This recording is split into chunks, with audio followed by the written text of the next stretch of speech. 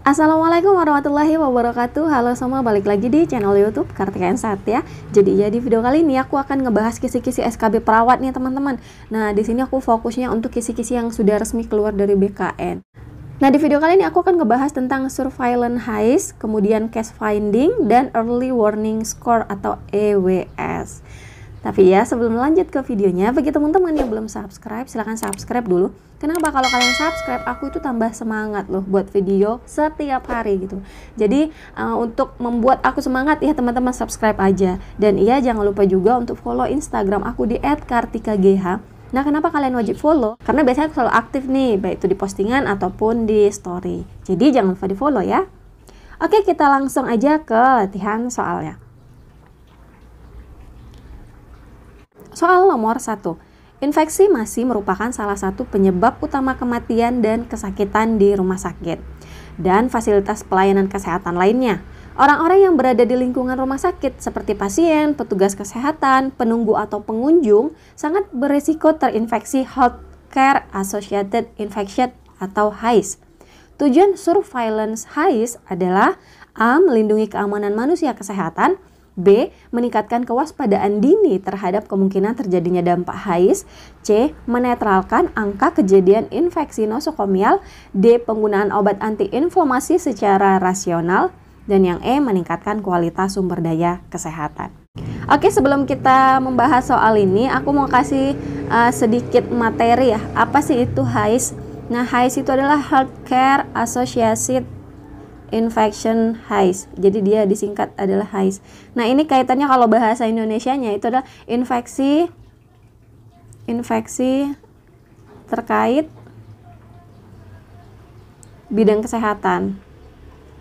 Kalau kita bahasa Indonesia kan artinya ini gitu. Nah, untuk HAIS ini udah jadi masalah kesehatan di seluruh dunia ya. Ini jadi masalah. Di bagian dunia manapun ini menjadi masalah yang sering terjadi. Kalau teman-teman mau lebih familiar, ini istilah untuk infeksi nosokomial gitu. Jadi ya di semua pelayanan kesehatan, bidang kesehatan itu sering terjadi. Nah, kemudian itu menyebabkan apa? Masalah ini tadi, masalah infeksi nosokomial ini jadi menyebabkan terhambatnya proses penyembuhan. Terhambat proses penyembuhan. Yang biasanya jadi menambah waktu untuk pasien yang dirawat. Jadi harusnya dia sudah sehat, dia bisa pulang, tapi karena terkena infeksi nosokomial di dalam lingkungan rumah sakit, jadinya memperlama dia dirawat. Kayak gitu kurang lebih. Karena masalah ini dibentuklah program. Nah, programnya apa? Programnya adalah program PPI. Nah, program PPI ini adalah singkatan Nah, program PPI ini adalah singkatan dari P-nya ini pencegahan, kemudian P yang kedua adalah pengendalian, dan yang I-nya adalah infeksi. Kemudian siapa sih yang merencanakan dan membuat program PPI ini? Nah, yang melaksanakan ini adalah komite dan tim PPI. Yang kemudian dianjurkan untuk melakukan surveillance-nya adalah IPCN dan IPCLN. Setelah sudah terbentuk nih struktur organisasinya, barulah dilakukan surveillance. Jadi surveillance itu adalah sebuah tindakan untuk mencegah nantinya dari jauh-jauh hari, apakah nanti infeksi nosokomial, apakah kaitannya dengan ISK. Nah, sebelum terjadi itu dibuatlah susunan programnya. Di soal yang ditanya adalah tujuan surveillance HAIS. Nah, sekarang jadi pertanyaan, tujuan surveillance HAIS itu apa aja sih, Kak? Nah, yang pertama adalah memperoleh data dasar. Yang kedua, kewaspadaan dini, jadi mencegah kan sebelum terjadinya. Kemudian menilai standar mutu pelayanan. Yang keempat, sebagai sarana mengidentifikasi malpraktek. Yang kelima, menilai keberhasilan suatu program PPI atau program pencegahan pengendalian infeksi. Kemudian yang keenam, meyakinkan para klinisi. Dan yang ketujuh, sebagai suatu tolak ukur akreditasi. Nah, itu merupakan tujuan dari surveillance HAIS. Nah, kita langsung kembali nih ke option soalnya. Nah, yang A melindungi keamanan manusia kesehatan. Nah, kalau secara ruang lingkupnya sebenarnya bukan keamanan manusia kesehatan saja. Itu tadi ya, ada orang-orang lain, orang yang berada di lingkungan rumah sakit, seperti pasien, kemudian petugas kesehatan, penunggu, pengunjung, itu kan bukan hanya manusia kesehatan gitu. Jadi option yang A masih kurang tepat. Kemudian yang B meningkatkan kewaspadaan dini terhadap kemungkinan terjadinya dampak HAIS. Nah, ini masuk ya tadi ke dalam tujuan surveillance. Jadi kita kunci nih jawaban yang B. Yang C menetralkan angka kejadian infeksi nosokomial. Nah, harusnya bukan menetralkan ya. Kata-kata ini agak kurang tepat, malah sebenarnya harusnya menurunkan, jangan dinetralkan gitu angka kejadian infeksi nosokomialnya. Jadi option yang C masih kurang tepat juga.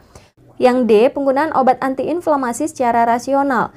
Nah, untuk PPI ini program kaitannya sebenarnya pembahasan tentang obat antibiotik. Jadi harusnya untuk di option yang kaitannya dengan HAIS dan PPI ini penggunaan obat antibiotik. Tapi di pilihan jawaban adalah obat antiinflamasi. Jadi ini masih kurang tepat juga ya. Option yang D masih kurang tepat. Kemudian yang E meningkatkan kualitas sumber daya kesehatan. Ini juga masih kurang tepat. Jadi jawaban yang paling tepat untuk soal nomor 1, tujuan surveillance HAIS itu adalah meningkatkan kewaspadaan dini terhadap kemungkinan terjadinya dampak HAIS. Nah, sebelum lanjut ke videonya, teman-teman yang perawat, tahun ini insya Allah aku udah berusaha untuk membantu kalian dengan persiapan 100% karena saat di SKB nantinya akan ada 30% soal kesehatan umum dan 70% soal SKB perawat. Jadi untuk teman-teman perawat, ini persiapannya insya Allah bisa 100%. Jadi saat nanti nilai SKB bisa menunjang karena bobotnya yang tinggi. Ingat teman-teman, bobot untuk SKB itu 60%. Jadi harus dimaksimalkan ya. Nah, buat teman-teman yang nggak cukup rasanya kalau belajar hanya dengan buku fisik, Kak, aku butuh juga tryout online karena kan nanti kita ujiannya juga online. Jadi aku mau belajar untuk memanajemen waktu. Tenang aja, aku ada rekomendasinya. Nah, ya aku mau rekomendasiin website online jadi cpns.com. Nah, teman-teman yang penasaran gimana sih Kak websitenya? Nah, kalau kalian belum daftar akun, kalian tinggal daftar aja. Dan kalau kalian udah login, kalian tinggal klik aja menu di sebelah kiri atas. Kemudian kalian klik pembelian paket soal. Dan ini tuh ada SKD, SKB, dan P3K. Jadi udah lengkap banget, kalian tinggal pilih aja sesuai formasi kalian. Nah, aku akan kasih contoh gimana sih kalau misalnya kalian mau order yang SKD. Kalian klik aja SKD dan tampilannya akan jadi seperti ini. Kalian klik formasi SKD CPNS. Nah, ini dia harga normalnya 126.000, tapi tenang aja teman-teman, bisa pakai kode referral aku Kartika supaya kalian dapat potongan harga. Kalian klik aja di kode referral ini Kartika dengan huruf besar semua tanpa spasi, kalian klik gunakan kode. Nah, kode referralnya valid, kita cek. Nah, harganya sudah berkurang dari 126.000 jadi 99.000. Jadi murah banget ya. 99.000 kalian udah bisa latihan tryout CAT. Klik aja pembelian dan ikuti instruksi pembayaran. Ke soal yang kedua. Kegiatan surveillance HAIS merupakan komponen penunjang penting dalam setiap program pencegahan dan pengendalian infeksi. Langkah surveillance untuk menghitung jumlah kejadian infeksi dalam kurun waktu tertentu adalah A. Perencanaan, B. Pengumpulan data, C. Analisis, D. Interpretasi, E. Evaluasi. Oke, kita akan langsung bahas saja apa aja sih langkah-langkah surveillance HAIS. Nah, yang pertama itu adalah perencanaan. Yang pertama adalah perencanaan. Ini biasanya tahap awalnya tuh kayak mengkaji populasi pasien, terus kemudian menentukan populasi pasien yang akan dilakukan survei. Tahap kedua menseleksi hasil atau proses surveillance. Tahapan selanjutnya atau tahapan yang kedua, pengumpulan data. Nah, ini biasanya kegiatannya mengumpulkan data surveillance oleh orang-orang yang kompeten, profesional, dan berpengalaman yang dilakukan oleh IPCN. Kemudian tahapan selanjutnya itu adalah analisis. Nah, analisis ini biasanya tahap untuk perhitungan ya, seperti incident rate. Jadi numerator itu jumlah kejadian infeksi dalam kurun waktu tertentu. Nah, ini yang masuk ke dalam maunya soal. Langkah surveillance untuk menghitung jumlah kejadian infeksi dalam kurun waktu tertentu itu adalah, nah sudah ketemu ya, jawaban yang paling tepat adalah yang C, analisis. Tapi aku lanjutkan lagi untuk tahapan dari langkah-langkah surveillance HAIS apa aja. Tahapan yang keempat itu adalah interpretasi. Tahapan yang kelima adalah pelaporan. Dan tahap yang keenam adalah evaluasi. Nah, ini merupakan langkah dari surveillance heist.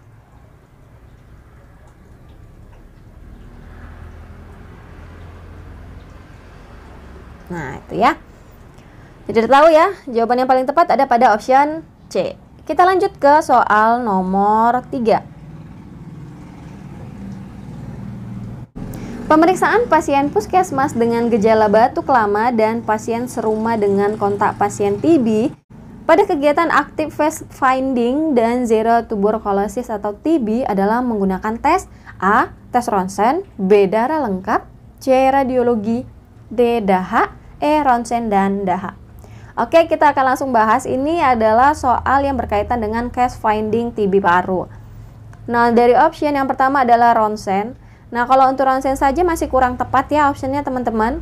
Penggunaan tesnya untuk pasien TB. Sedangkan darah lengkap juga masih kurang tepat, radiologi juga tidak, dahak juga masih kurang tepat. Jadi bukan hanya dahak ya pemeriksaan tes untuk case finding TB paru. Yang paling benar adalah menggunakan tes ronsen dan dahak. Jadi jawaban yang paling tepat ada pada option E. Oke, kita lanjut ke soal nomor 4. Sorry, ini kok keluar ininya dulu ya soalnya. Gak, kurang lebih inilah ya. Aku langsung aja ke dalam pembahasannya karena udah langsung muncul. Oke, kita ke soal.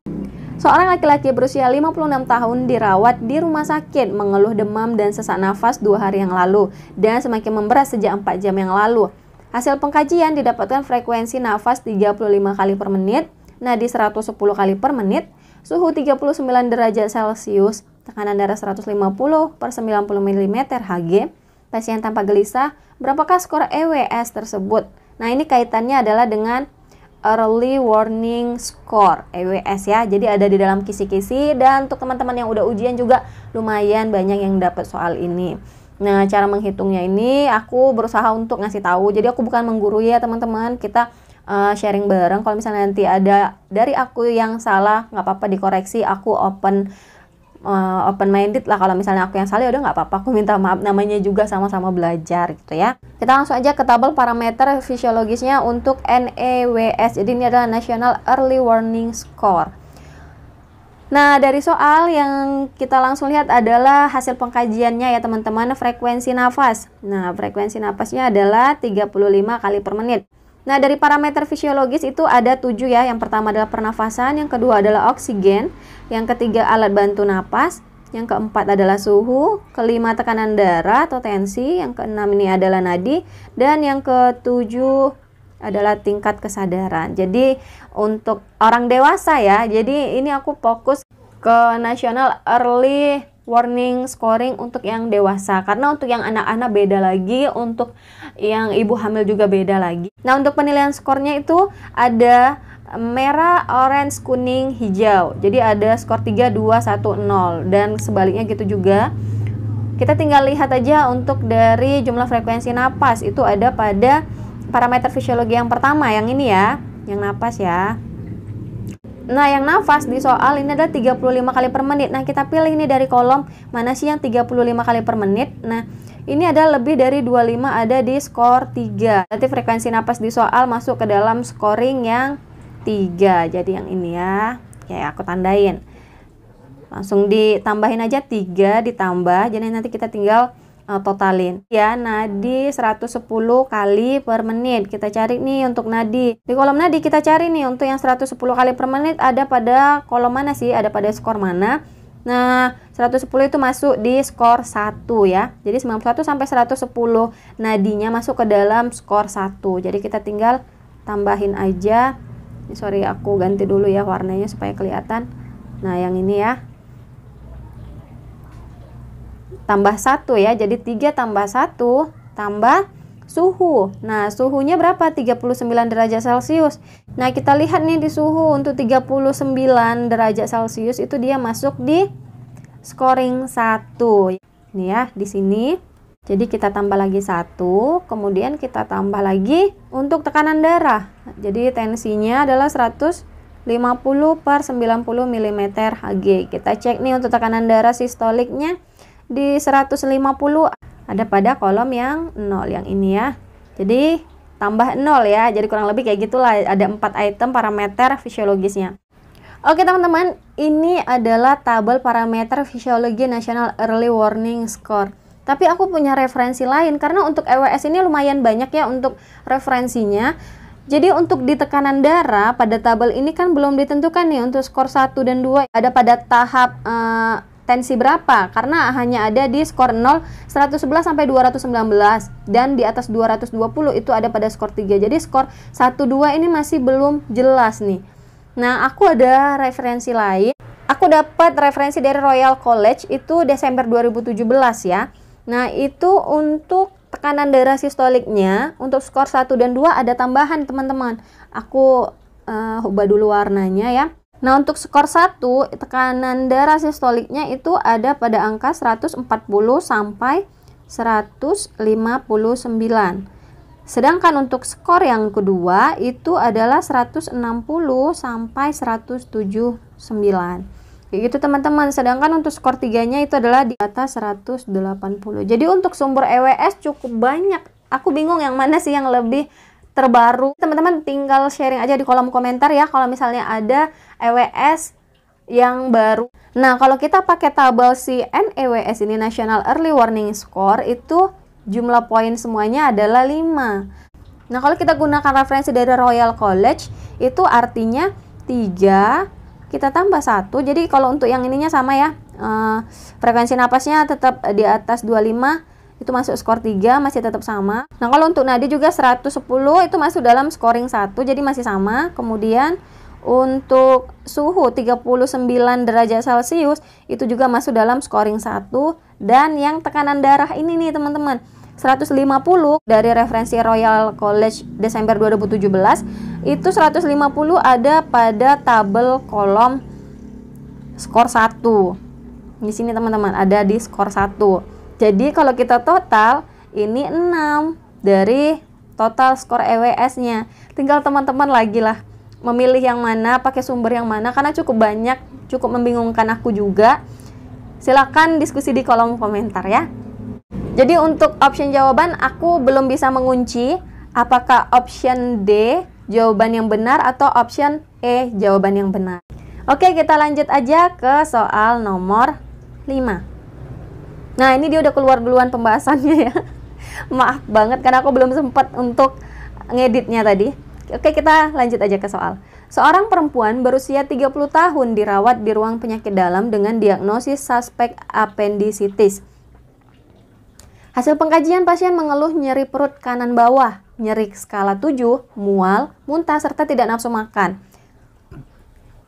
Tekanan darah 100/80 mm Hg, frekuensi nafas 24 kali per menit, frekuensi nadi 80 kali per menit, dan suhu 37,2 derajat Celcius. Apakah keterangan early warning score pada kasus di atas?